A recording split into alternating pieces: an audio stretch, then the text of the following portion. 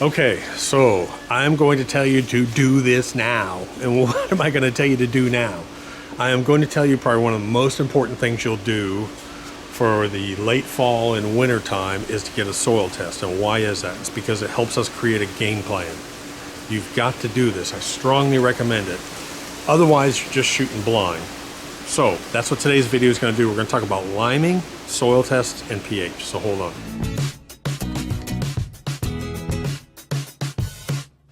Let me ask you a question. How would I have known to stop putting phosphorus back on this old soil? I never would have known unless I got a soil test. How would I have known that my pH was super, super low out front? I never would have known without a soil test. That's why I do soil testing twice a year.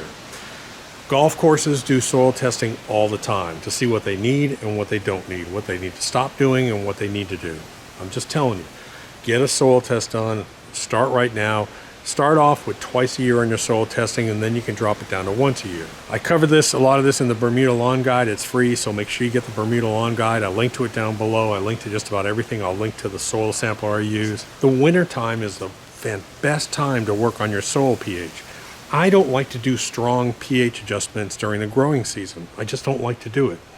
I've seen too many problems, especially when you're cutting. If you're cutting with something like a reel mower, you can run into some problems. So I like to do my major pH adjustments in the wintertime. What else am I doing in the wintertime? I'm throwing down more carbon. I'm throwing down Humichar. I'm throwing down Humichar and working on my pH. But that soil test will also give you the game plan for what you need to do this spring. Because if you don't know what your game plan is, how are you going to implement it? So I strongly suggest get a soil test now. You'll know what you need to do in the spring, and you know what you need to do over the winter. Today, all I'm going to do is I'm just going to walk around. I'm going to get a soil test on the backyard because the backyard soil, we didn't bring in this new soil to seed. The front, we brought in a whole layer of this black soil, and the pH tested 4.9. Now, why is that important? On the page below, in the description, I'll link to a page, and I'm going to put up a chart for you. And what does that chart show you? It shows you what nutrients get locked up in the soil at different pHs. So if let's say your pH is really low, your plant is going to struggle to get, I don't know, nitrogen or iron. And when it gets really high, it's going to struggle to get a different nutrient, potassium. So if you look at that chart, again, I'll put it down below, it'll show you that when you go below a 6, when you get down real low to a 6, your plant's going to struggle to get certain nutrients. When you go above that 6, your plant's also going to struggle to get those nutrients. Make sense? So look at that chart and you'll understand why pH is so important. So again, this is the time of year that we're going to work on our pH. I'm going to go do soil samples. I'm still putting out green shocker. Now I started this video with a sweatshirt because we were in the 50s this morning.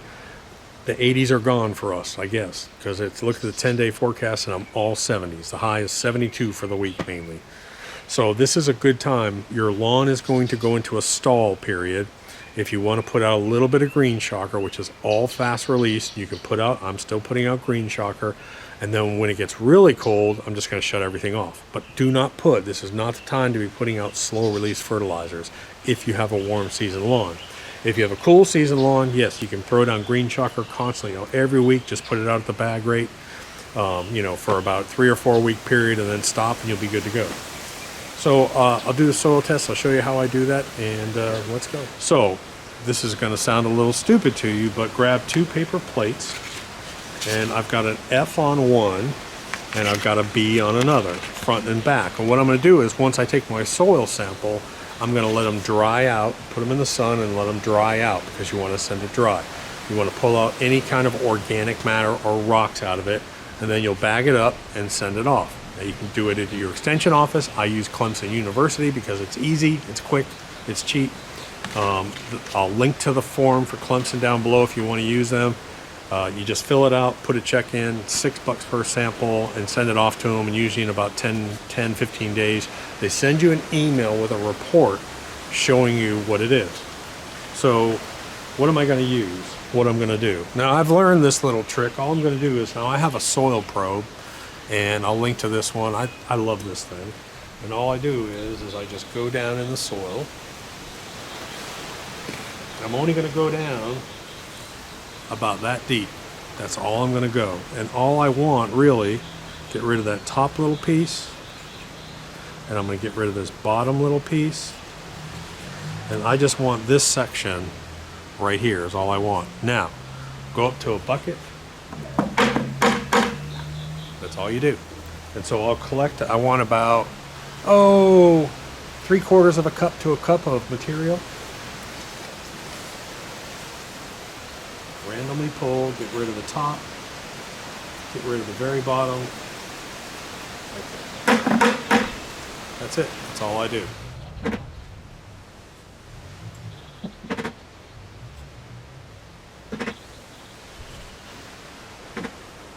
So this is the backyard.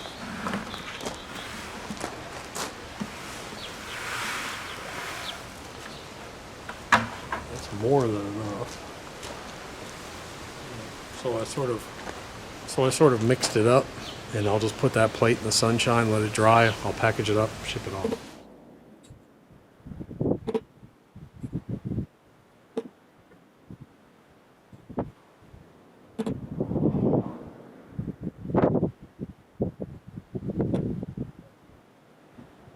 Okay, so that was the front. I'm trying to be careful. I've got about a 3 to 4 inch layer of this new soil, and I'm trying to be careful not to get the soil below that, because this is a new lawn. My roots are pretty shallow, and I'm just worried about that top layer for now on this lawn. So same thing, I've got too much. I've got some organic matter in here. I'm gonna get rid of any of the, I'm going to mix it up a bit, and then I'm going to set it in the sunshine and just let it dry so I can send it off. Alright, so the next thing is we're going to put down a batch of lime, and then I'll put down some green chocolate. This is what I'm putting down. You can get this at Lowe's or Home Depot. It's pelletized, fast-acting lime. And then the nutrient storage area. And where's my green chocolate? And I'll be putting down a bag of green chocolate.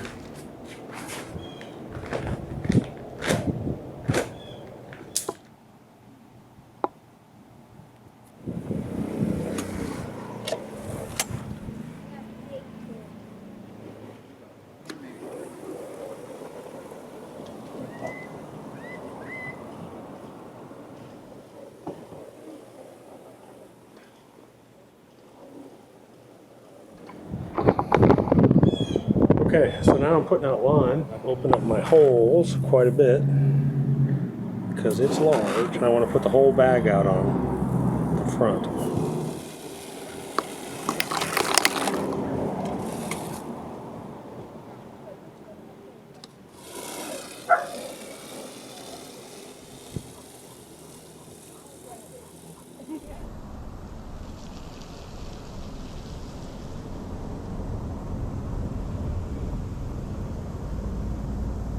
So an important note on lime and fertilizers, and I keep stressing this, is wait until your soil is dry. So you want to wait till you've had several sunny days, the soil is completely dry, put it out, and then you're going to water it and water it and water it. Or wait for a rain event. The one time you don't want to put these things down is you don't want to go out after a heavy rain event with saturated soil, apply it, and then have another rain event come by, and then you'll get runoff. So again, important note, apply to a dry soil, then water it in. Do that with almost anything granular. You want to wait for a dry soil and get it in there, especially with clay soils. That's super important. So I want you to remember something about the fall and the winter, mainly the winter. We really don't do anything to our lawn in the wintertime. We don't aerate, we don't level. We don't do any of that during the wintertime. We're going to do that during the normal growing season.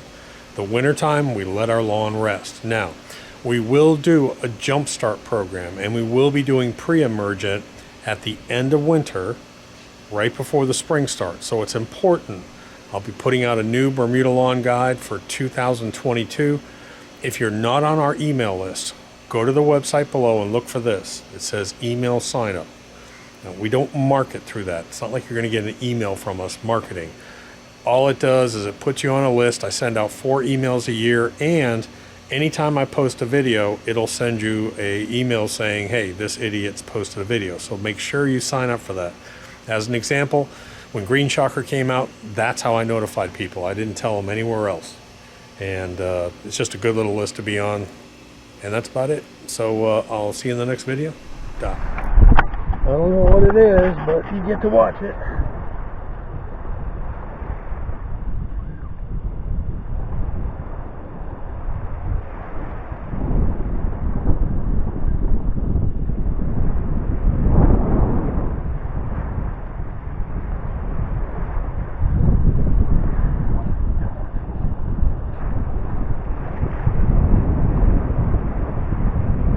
You gotta be kidding me. I sat out here all morning trying to catch me a damn redfish.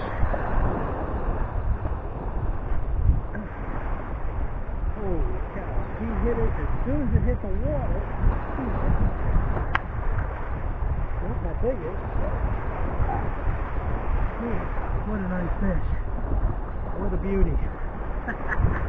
That's a great fish. It's going neat.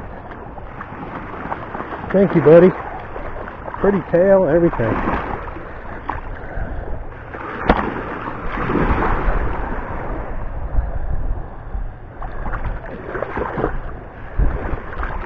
There he goes.